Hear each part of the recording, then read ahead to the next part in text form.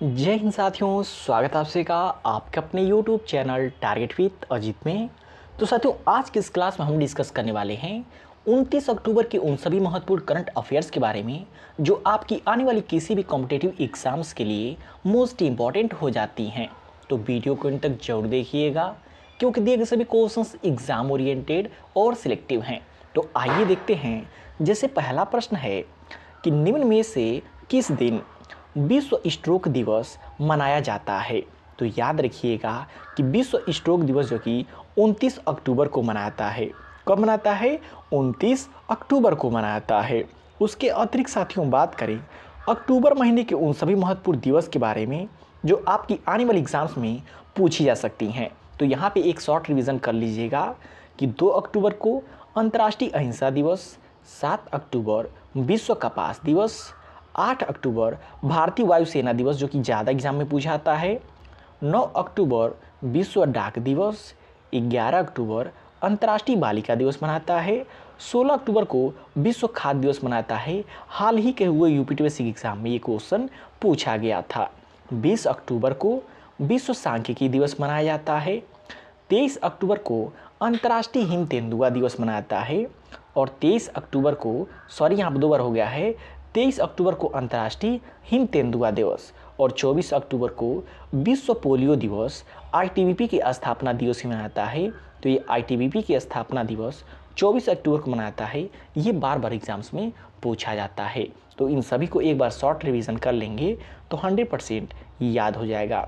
Next साथियों, most exam repeated question हो जाता है ये आने वाली सभी एग्जाम्स के लिए कि निम्नलिखित में से कौन भारत के 53वें मुख्य न्यायाधीश बनेंगे।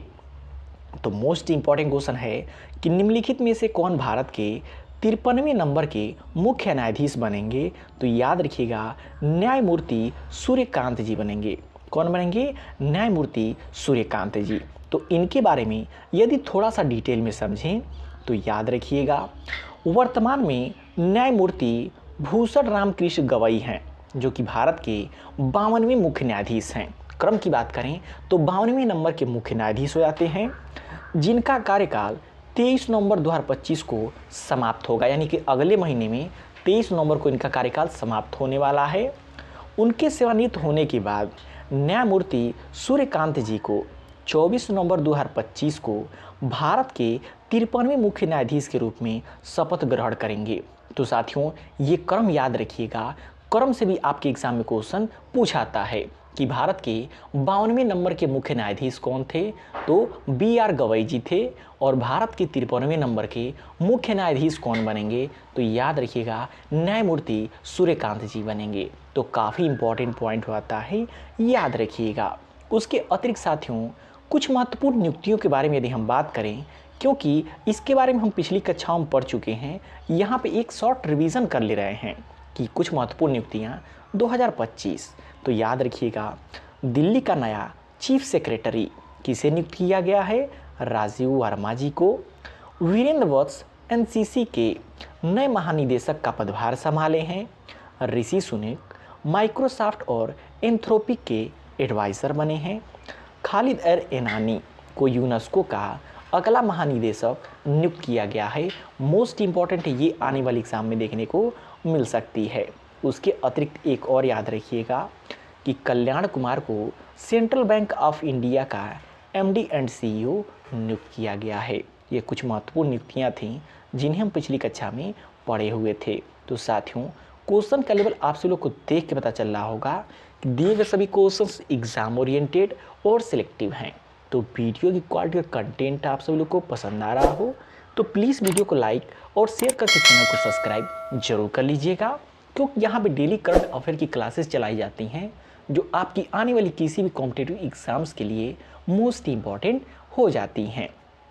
तो देखते हैं नेक्स्ट क्वेश्चन है निम्न में से कौन वनडे और T20 क्रिकेट में सर्वाधिक रन बनाने वाला खिलाड़ी बन गया है। मोस्ट इम्पॉर्टेंट क्वेश्चन है कि निम्न में से कौन वनडे और T20 क्रिकेट में सर्वाधिक रन बनाने वाला खिलाड़ी बन गया है। तो याद रखिएगा विराट कोहली हैं। कौन है? विराट कोहली हो जाते हैं। नेक्स्ट क्वेश्चन है निम्नलिखित में से हाल ही में कैथरीन कोनाली किस देश की 10वीं राष्ट्रपति चुनी गई हैं। बात करें साथियों कि हाल ही में कैथरीन कोनाली किस देश की जो कि 10वीं राष्ट्रपति चुनी गई हैं, तो याद रखिएगा आयरलैंड की। और बात करें साथियों आपके आने वाली किसी भी एग्जाम में हाल फिलहाल में किसी भी देश के राष्ट्रपति या फिर प्रधानमंत्री चुने गए होते हैं, वो 100% एग्जाम में पूछा आता है। तो इसलिए आप इसको याद रखिएगा कि निम्नलिखित में से हाल ही में कैथरीन कोनोली किस देश की 10वीं राष्ट्रपति चुनी गई हैं, तो आयरलैंड की राष्ट्रपति चुनी गई हैं। उसके अतिरिक्त बात करें कुछ देशों के हाल फिलहाल में प्रधानमंत्री और राष्ट्रपति जो चुने गए हैं, तो याद रखिएगा साने ताइकाची जापान की पहली महिला प्रधानमंत्री चुनी गई हैं, इसलिए काफ़ी इम्पोर्टेंट हो जाती हैं। उसके बाद यदि बात करें सुशीला कार्की ने नेपाल में अंतरिम सरकार की प्रधानमंत्री के रूप में शपथ ली हैं। जोनास गहर स्टोर ने नॉर्वे की प्रधानमंत्री का दूसरा कार्यकाल जीता है। इरफान अली को गुयाना की राष्ट्रपति के रूप में फिर से चुना गया है। तो यह हाल फिलहाल में चुने गए कुछ राष्ट्रपति और प्रधानमंत्री हैं जो आपकी आने वाली एग्जाम्स के लिए मोस्ट इम्पॉर्टेंट हो जाती हैं।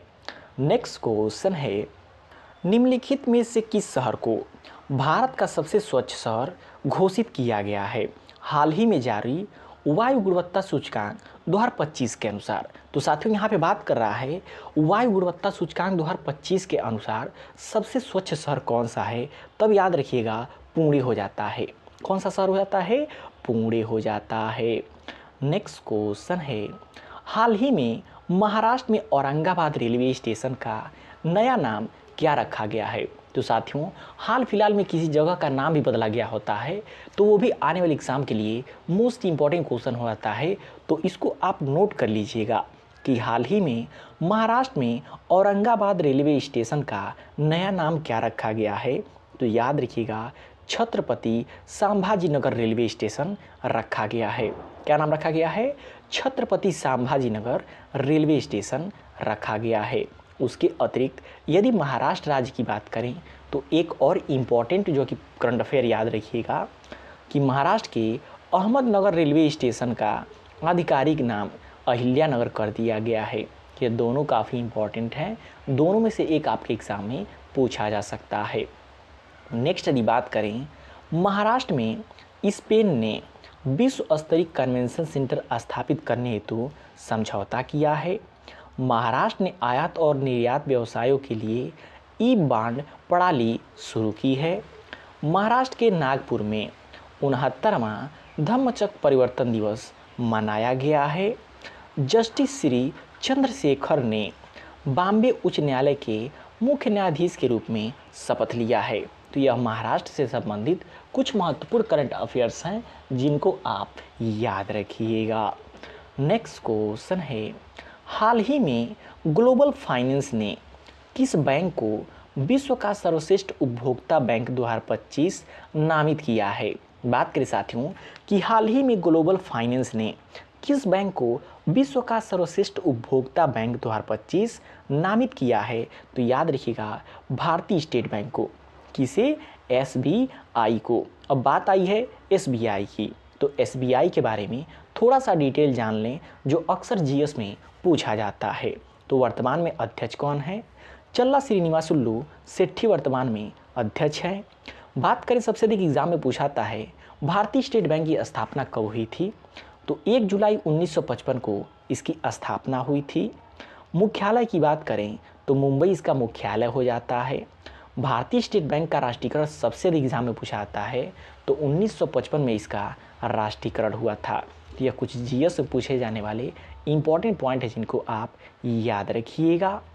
नेक्स्ट क्वेश्चन है निम्न में से किस देश में 47वां आसियान शिखर सम्मेलन आयोजित किया गया था। बात करें कि निम्न में से किस देश में 47वां आसियान शिखर सम्मेलन आयोजित किया गया था। तो याद रखिएगा मलेशिया में।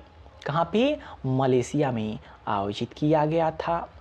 नेक्स्ट क्वेश्चन है निम्न में से संयुक्त राष्ट्र सप्ताह 20 अक्टूबर से कब तक मनाया गया है। तो याद रखिएगा 26 अक्टूबर तक मनाया गया है। नेक्स्ट क्वेश्चन है हाल ही में कौन सा देश Asia Pacific accident investigation group की बैठक की आयोजित करेगा? तो हमारा प्यारा भारत देश करेगा। अब बात आई है भारत देश की, तो एक महत्वपूर्ण जो कि इस समय डाटा आया है, महत्वपूर्ण सूचकांक 2025 में भारत का स्थान क्या रहा है। यहाँ से 100% कोई भी एग्जाम देने जाइए एक क्वेश्चन मिलने वाला है, जिसमें से सबसे अधिक यही पांचों जो कि पूछे जाते हैं। जिसमें पहला है हेनले पासपोर्ट सूचकांक 2025 में भारत का 85वां स्थान रहा है। वैश्विक भूख सूचकांक 2025 में भारत का 102वां स्थान रहा है। वैश्विक खुशहाली रिपोर्ट 2025 में 118वां स्थान भारत का रहा है। विश्व प्रेस स्वतंत्रता सूचकांक 2025 में भारत का स्थान 151वां रहा है। जलवायु परिवर्तन प्रदर्शन सूचकांक 2025 में भारत का स्थान 10वां रहा है। तो यह काफ़ी इंपॉर्टेंट सूचकांक है जिसको आप याद रखिएगा। नेक्स्ट क्वेश्चन है, हाल ही में कौन सा देश आसियान का 11वां सदस्य देश बना है? तो याद रखिएगा पूर्वी तिमोर। पूर्वी तिमोर जो हाल ही में आसियान का 11वां सदस्य देश बना है। नेक्स्ट क्वेश्चन है, हाल ही में अक्टूबर 2025 में भारत का पहला ग्लास एक्सपेंशन ब्रिज बजरंग सेतु किस नदी पर बनाया गया है? तो गंगा नदी पर बनाया गया है। किस नदी पर बनाया गया है? गंगा नदी पर बनाया गया है। नेक्स्ट क्वेश्चन है, निम्न में से किस देश ने बंगाल की खाड़ी में विकसित हो रहे चक्रवात को मोथा चक्रवात नाम दिया है? तो साथियों देखिए, ये जो मोथा चक्रवात है हाल फिलहाल में जो कि पूर्वी उत्तर प्रदेश में आने वाला है, जिसकी संभावना रहने की 3 दिन तक बताई जा रही है। और इसका जो कि नाम जो कि इंग्लैंड ने दिया है, यहाँ पे गलत लिखा गया है, इंग्लैंड ने इसका नाम रखा हुआ है। तो काफ़ी इंपॉर्टेंट क्वेश्चन है, याद रखिएगा।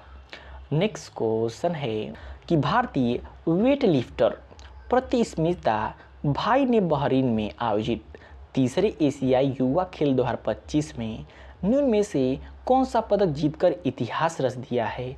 तो याद रखिएगा स्वर्ण पदक जीतकर इतिहास रच दिया है। तो साथियों ये रहे 29 अक्टूबर के वे सभी महत्वपूर्ण करंट अफेयर्स जो आपकी आने वाली किसी भी कॉम्पिटिटिव एग्जाम्स के लिए मोस्ट इम्पॉर्टेंट हो जाती हैं। तो वीडियो आपको कैसा लगा कमेंट करके फीडबैक जरूर दीजिएगा, और वीडियो पसंद आए प्लीज़ वीडियो को लाइक और शेयर करके चैनल को सब्सक्राइब जरूर कर लीजिएगा।